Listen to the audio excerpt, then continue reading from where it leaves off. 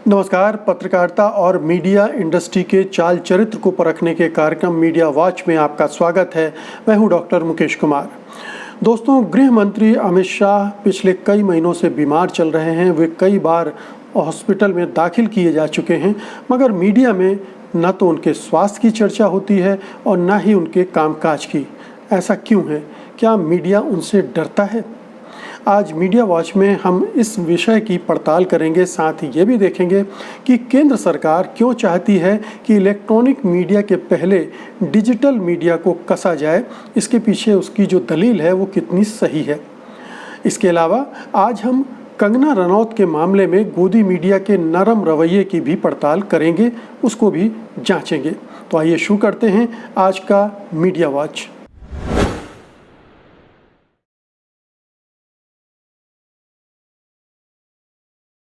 पिछले कई महीनों से गृह मंत्री अमित शाह बीमार चल रहे हैं और आपको पता ही है कि 3 बार वो बड़े अस्पतालों मेदांता और एम्स में भर्ती भी हो चुके हैं इलाज के लिए।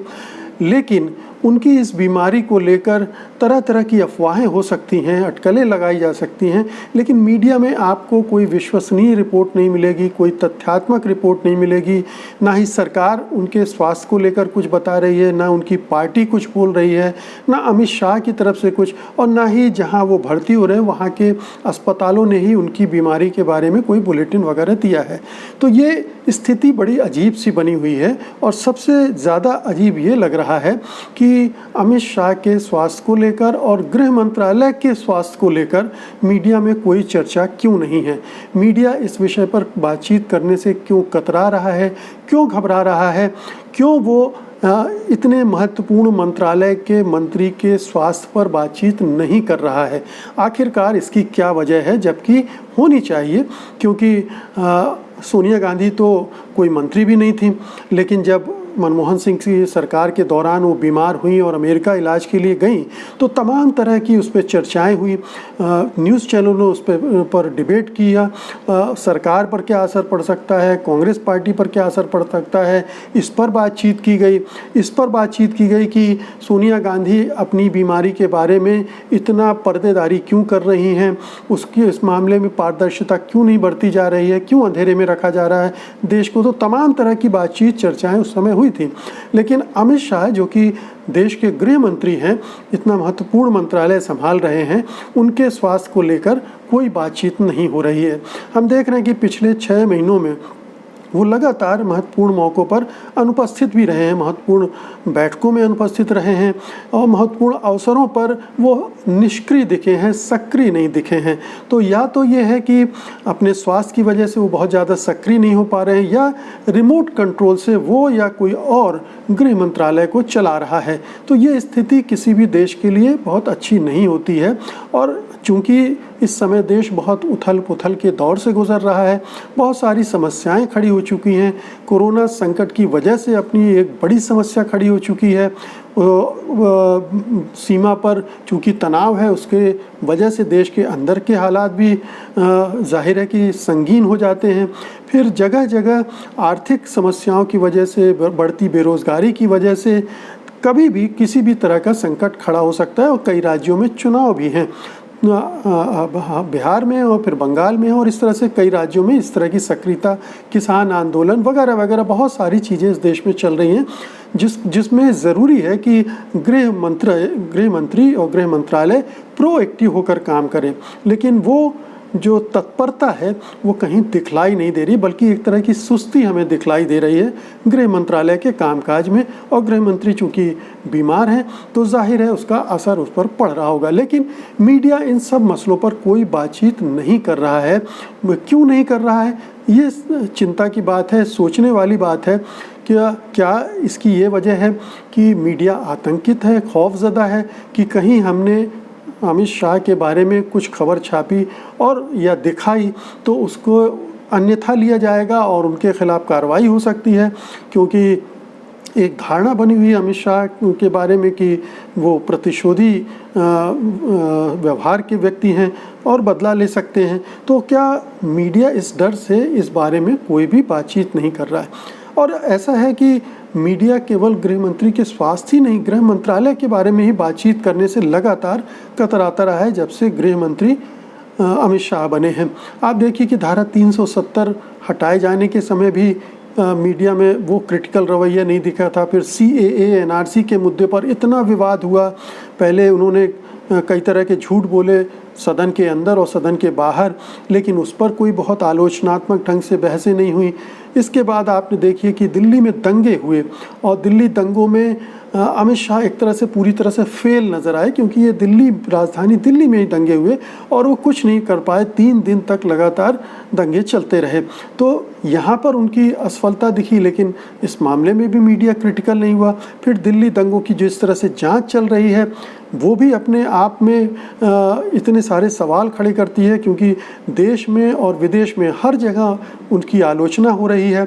जिस तरह से दिल्ली पुलिस काम कर रही है, और दिल्ली पुलिस सीधे गृह मंत्रालय को रिपोर्ट करती है और गृह मंत्री को रिपोर्ट करती है, तो जाहिर है कि प्रश्न खड़े होंगे तो गृह मंत्री पर भी सवाल खड़े होंगे, लेकिन उस पर भी कोई बातचीत नहीं है। भीमा कोरेगांव के संबंध में लगातार गिरफ्तारियां हो रही हैं और भीमा कोरेगांव के मामले को बहुत ही माना जा रहा है कि बहुत बायस ढंग से उसको NIA हैंडल कर रही है, लेकिन गृह मंत्रालय इस मामले में भी बहुत चुप्पी बरत रहा है। कोई पारदर्शिता नहीं है, गृह मंत्री इस संबंध में कुछ बोलते नहीं हैं। तो ये जो पूरा माहौल बना हुआ है उसमें मीडिया की स्थिति बड़ी दयनीय है, बड़ी हास्यास्पद है, बड़ी दयनीय है और बहुत दुखद है। क्या ये इतना डर, इतना आतंक हो गया है मीडिया पर, गोदी मीडिया पर, कि वो गृह मंत्री और गृह मंत्रालय पर कुछ बोलने से इस तरह से घबराता है? हालांकि ये सही बात है कि पिछले दिनों खबर आई थी कि गृह मंत्री अमित शाह ने एक नंबर 1 चैनल को धमकाया भी था, उनके मैनेजमेंट को, उनके एडिटर, फिर वो मिलने गए थे, वहाँ भी उनको डांट पड़ी थी और उसके बाद से उस चैनल समूह का रवैया ही बदल गया, उसकी संपादकीय नीति और भी ज़्यादा सरकार परस्त हो गई। तो ये खबरें आती रही हैं और इससे जाहिर है कि पूरे मीडिया में एक माहौल भी बनता रहा है कि जब नंबर 1 चैनल और इतने शक्तिशाली चैनल के खिलाफ ऐसा हो सकता है तो बाकी के खिलाफ भी हो सकता है। तो एक माहौल इस तरह का बन गया है और ये बड़ी दुखद स्थिति है, बहुत ही भयानक स्थिति है कि मीडिया देश के आंतरिक मामलों के मामले में इस तरह से चुप्पी साध ले, इस तरह से एक पक्षी हो जाए, इस तरह से बिल्कुल भी उसकी आलोचनात्मक ढंग से समीक्षा करना बंद कर दे। तो ये देश के हित में नहीं है, क्योंकि देश बहुत बड़ी चुनौतियों से गुजर रहा है और ज़रूरी है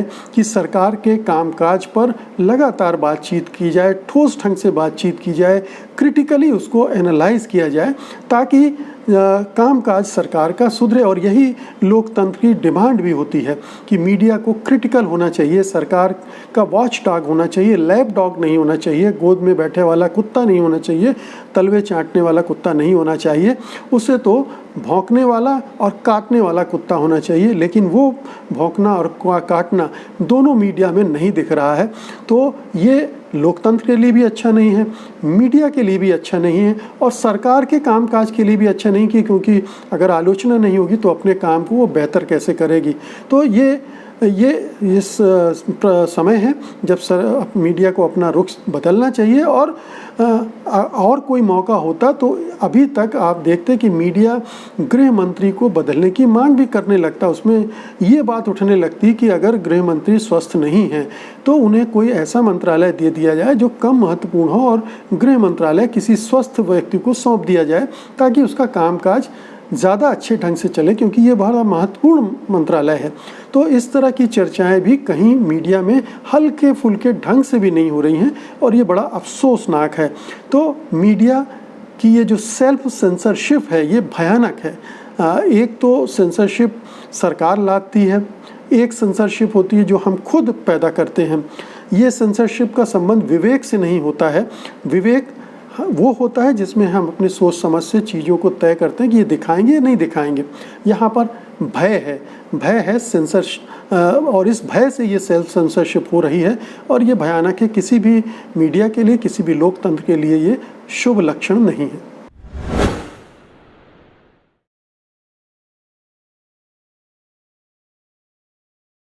पिछले 15 दिनों से सुप्रीम कोर्ट में लगातार बहस चल रही है।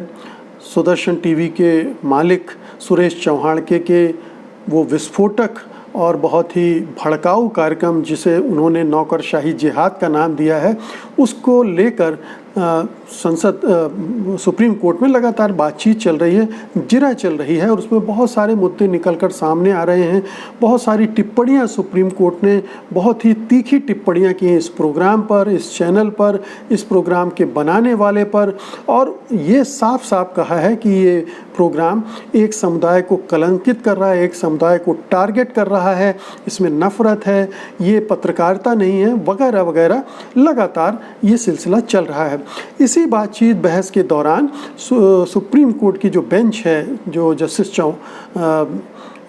चंद्रचूड़ हैं, उन्होंने एक सुझाव भी दिया कि एक 5 सदस्यीय समिति बने जो कि मीडिया के, खासतौर से इलेक्ट्रॉनिक विजुअल मीडिया के कंटेंट को रेगुलेट करे, यानी नियमन करे, उसको नियंत्रित न करे, नियमन करे। और ये सुझाव जब आया तो सरकार के जो वकील हैं, सॉलिसिटर जनरल मेहता, तुषार मेहता, उन्होंने कहा कि नहीं, विजुअल मीडिया से ज़्यादा ज़रूरत है सोशल मीडिया को रेगुलेट करने की। अब देखिए कि ये जो सुझाव दिया गया या ये जो तर्क या दलील दी गई, उसके पीछे वजह क्या है। आखिरकार जब हम बात कर रहे हैं, जब मुद्दा उठ रहा है इलेक्ट्रॉनिक मीडिया का, टीवी चैनल्स का, और उसको नियमित करने की बात हो रही है, उस पर नियामक एक संस्था बनाने की बात हो रही, तो उसको पलट कर सोशल मीडिया का, डिजिटल मीडिया का मुद्दा लाने की क्या ज़रूरत थी। तो ये समझिए कि इसमें राजनीति क्या है। तुषार मेहता सरकार की तरफ से वकील हैं, वो चाहते हैं कि सुदर्शन टीवी को बचाया जाए, सुदर्शन टीवी के मालिक को बचाया जाए, और वो जिस तरह के प्रोग्राम वो बनाते और दिखाते हैं उसके लिए दरवाज़ा खुला रहे। यानी एक सांप्रदायिक एजेंडा वाले कार्यक्रम और चैनल चलते रहें, और उसको बचाने के लिए उन्होंने डिजिटल मीडिया का हवा ज़्यादा बड़ा बनाकर खड़ा कर दिया। डिजिटल मीडिया में निश्चित रूप से कंटेंट रेगुलेट नहीं होता है, जो चाहे जैसा चाहे अपनी मर्ज़ी से उसमें कंटेंट दे सकता है, लेकिन डिजिटल मीडिया को रेगुलेट करना बहुत बड़ा चुनौती है हमारे देश के लिए नहीं, पूरी दुनिया के लिए, और बड़े बड़े देश इससे जूझ रहे हैं, वो अभी तक कोई रास्ता नहीं निकाल पाए हैं। उस पर भी होना चाहिए, उस पर भी काम किया जाना चाहिए, लेकिन उसका ये मतलब नहीं कि जब तक उस पर काम नहीं होता तब तक इस पर भी काम रोक दिया जाए, इस पर कोई काम ना किया जाए। ध्यान देने की बात यह है कि हमारे यहाँ विजुअल मीडिया के लिए, टेलीविज़न के लिए पहले से ही एक नियम कानून बने हुए हैं। ज़रूरत है कि उनको पालन करवाया जाए, जो कि नहीं हो रहा है। केबल एक्ट है 1995 का, जिसमें सारे तय हैं कि न्यूज़ चैनलों को किस दायरे में काम करना है, किस किस तरह की सावधानियां बरतनी है, और वो क्या क्या करेंगे तो उनको किस किस तरह का दंड दिया जा सकता है। तो अब ये जो सेट नियम कानून है किसी एक मीडियम के लिए, माध्यम के लिए, उनको इन्फोर्स करने की बात है, उनको लागू करने की बात है, उसके बारे में सुप्रीम कोर्ट ये कह रहा है। लेकिन चूंकि सरकार नहीं चाहती कि उनकी विचारधारा के किसी चैनल या किसी एंकर या किसी मालिक, संपादक को दंडित किया जाए या उसे कटघरे में खड़ा किया जाए या उसको रोका जाए, और अगर उसको रोकते हैं तो फिर बाकी चैनल भी जो इसी एजेंडे पर काम कर रहे हैं, हम जानते हैं कि गोदी मीडिया लगभग पूरा इसी एजेंडे पर काम कर रहा है, तो उस पर भी रोक लगने लगेगी। तो ये एक चाल सरकार की है जो तुषार मेहता ने दांव फेंका है। उसका मतलब ये है कि पूरे गोदी मीडिया को और पूरे इस सांप्रदायिक मीडिया को नियमन से बाहर कर दिया जाए, ताकि जो सत्तारूढ़ दल है उसका एजेंडा बिना किसी रुकावट के चलता रहे, आबाद गति से वो अपना काम करते रहें, और जो विचारधारा को और जो उस पार्टी का कार्यक्रम है, जो एजेंडा है, उसको जो सपोर्ट गोदी मीडिया से मिल रहा है उसमें कोई बाधा खड़ी ना हो। हालांकि ये पूरी दुनिया में महसूस किया जा रहा है, और हमारे देश में तो बहुत पहले से महसूस किया जा रहा है कि ज़रूरत है कि टीवी चैनलों को, ख़ास तौर पर न्यूज़ चैनलों को कहीं ना कहीं नियमन की ज़रूरत है, क्योंकि जो सेल्फ रेगुलेशन है, आत्मनियमन है, वो पूरी तरह से फेल हो चुका है। उसको कोई चैनल मानने को तैयार नहीं है। इसलिए कोई ज़रूरी है कि कोई ऐसी बॉडी बने जो उन पर नज़र रखे और उन्हें चेताए, उनके खिलाफ कार्रवाई करे। और बल्कि 5 लोगों की कमेटी बनाने से बात नहीं बनेगी। इस कमेटी को कितने अधिकार दिए जाते हैं, इस कमेटी का स्टेटस क्या होगा, वो नियम तोड़ने वाले चैनलों को किस हद तक जाकर दंडित कर सकती है, ये तमाम इश्यूज़ हैं जो इस कमेटी के साथ जुड़े होंगे। तो केवल 5 सदस्यीय कमेटी की घोषणा करने से, बनाने से बात नहीं बनेगी, बल्कि इसके लिए और भी बहुत व्यापक रूप में काम करना पड़ेगा। तो वो तो बात पीछे रह गई, लेकिन अब बात केंद्र सरकार ने इस तरह से घुमा दी कि पूरा एजेंडा ही बिखर गया। हम सब जानते हैं कि सरकार फेल हो चुकी है, मीडिया फेल हो चुका है और किसी तरह से न्यूज़ चैनलों को सुधारने का रास्ता अब नहीं बचा है। एक रास्ता बचा है और वो है सुप्रीम कोर्ट का। और सुप्रीम कोर्ट के ज़रिए जो बेंच अभी सुनवाई कर रही है, जस्टिस चंद्रचूड़ की अध्यक्षता वाली, वो इस काम में मदद कर सकती है, इस काम में एक रास्ता खोलने की कोशिश कर रही है। लेकिन ऐसा लगता है कि सरकार उस रास्ते को ब्लॉक कर देती है, ब्लॉक करना चाहती है, उस पर आगे काम नहीं करने देना चाहती। तो कहने का मतलब ये है कि शुरुआत इलेक्ट्रॉनिक मीडिया से होनी चाहिए।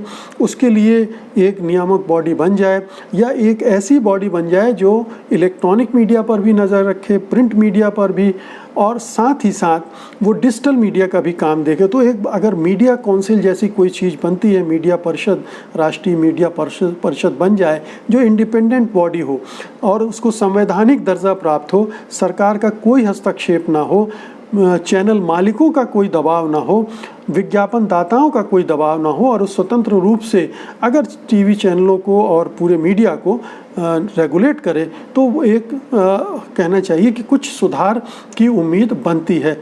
लेकिन इस सुधार पर सरकार टंगड़ी मार रही है, ये साफ दिख रहा है। उसकी नीयत, उसका इरादा कतई नहीं है कि भारतीय मीडिया में सुधार हो, वो पटरी पर आए, वो एक लोकतांत्रिक ढंग से, धर्मनिरपेक्ष ढंग से देश के विकास में योगदान करें।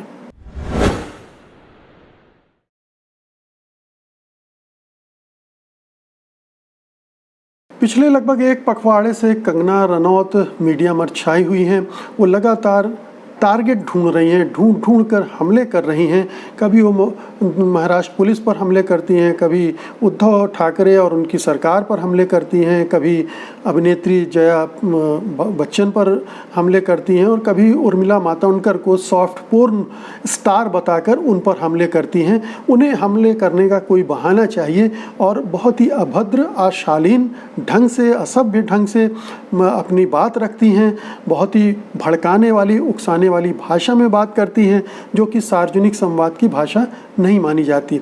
इसके बावजूद क्या वजह है कि मीडिया उनके प्रति इतना नरम है, इतना सॉफ्ट है कि उनसे सीधे टेढ़े सवाल ही नहीं कर पा रही है, बल्कि उनके साथ खड़ी है। उनकी वो जो भी करती हैं उसे जमकर प्रचार प्रसार करती है, उसको महिमा मंडित करता है। तो ऐसा क्यों है? ये साफ है कि जो कुछ भी कंगना रनौत कर रही हैं और जो वो तर्क गढ़ती हैं, उसमें बहुत सारे झोल हैं, बहुत सारे पोल हैं। जैसे वो अपनी एक इमेज क्रिएट करने की कोशिश कर रही हैं कि वो बहुत नारीवादी, स्त्रीवादी, स्त्रियों के अधिकारों के लिए लड़ने वाली अभिनेत्री हैं, कलाकार हैं और अब कहना चाहिए कि नेता भी हैं। तो ये जो उनका नारीवाद है, इसको क्यों नहीं क्रॉस एग्जामिनेशन किया जाता है कि जो नारीवाद है वो बीजेपी के और आरएसएस के चरित्र को पर क्यों नहीं नज़र डालता है, जबकि इन संगठनों का कहना चाहिए कि रवैया घनघोर नारी विरोधी है, स्त्री विरोधी है। वो स्त्रियों को घर में बंद रखना चाहते हैं, उन्हें आगे देने की उनकी कोई मंशा नहीं, उनको वो घर परिवार तक सीमित रखना चाहते हैं। कई बीजेपी के नेता बलात्कार के मामलों में फंसे हुए हैं, बहुत सारे संत महात्माओं के इसी तरह से भंडाफोड़ हो चुके हैं, लेकिन इनके बारे में कंगना रनौत कुछ नहीं कहती है। प्रधानमंत्री मोदी अपनी पत्नी को छोड़ चुके हैं। इन सब मामलों में कंगना रनौत खामोश रहती, बल्कि इन सब संगठनों की, पार्टियों की, नेताओं की तारीफ करती रहती हैं। तो एक विरोधाभास है जिसको उभारना चाहिए, वो मीडिया नहीं उभार रहा है। फिर आप देखिए कि किस तरह से वो एक फर्जी राष्ट्रवाद गढ़ती हैं और महाराष्ट्र में मुंबई को पीओके जैसा बताती हैं। तो ये जो फर्जी राष्ट्रवाद है, ये जो बीजेपी और इन संघ परिवार का राष्ट्रवाद है वो नफरत पर आधारित है। किसी एक देश के खिलाफ नफरत, किसी एक धार्मिक समुदाय के खिलाफ नफरत, और उसमें कोई रचनात्मक चीज़ें नहीं है, ध्वंसात्मक चीज़ें हैं। तो इस तरह से ये भड़काऊ बयान जो पीओके वाले दिया उन्होंने, और आप उनकी भाषा को देखें तो वो एक समुदाय पर भी टारगेट करती रहती हैं, मुस्लिम समुदाय को भी निशाना बनाती रहती हैं।